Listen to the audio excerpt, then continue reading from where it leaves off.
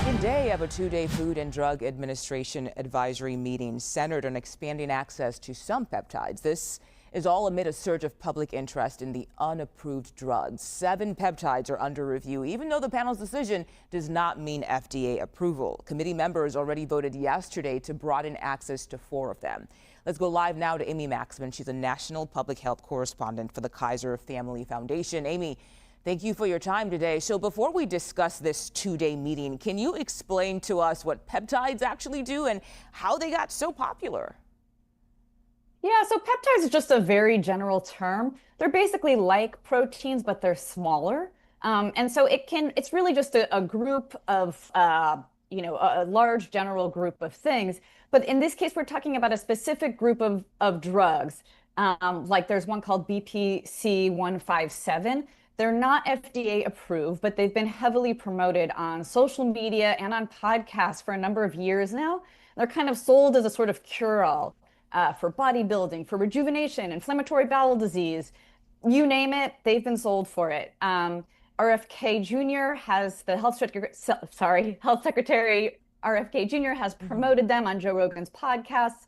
But the thing is, there's very little data about whether they work for any condition in humans and what the side effects might be. Right. So we don't even know if they're safe yet, but then they're very popular.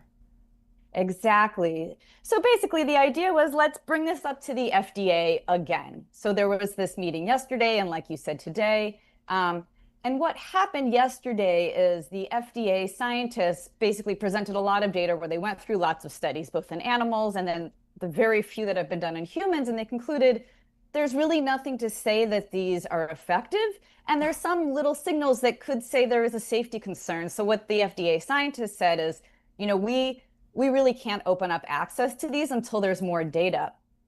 Okay, so they can't open up access to it until there's more data. But what comes next? Do you think that's going to make a difference for the many people out there, especially on social media, who swear by these peptides?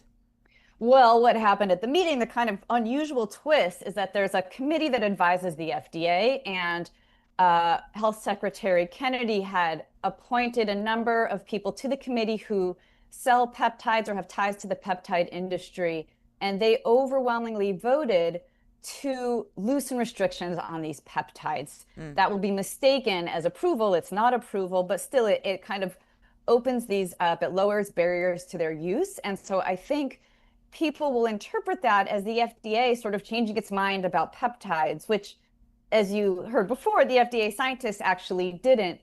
But that's what it's going to look like, and I think people will use them, and scientists are worried that we might see harm. Any advice for people out there who are curious about peptides or who are currently taking peptides, even though there's still some concerns about just how harmful they could be?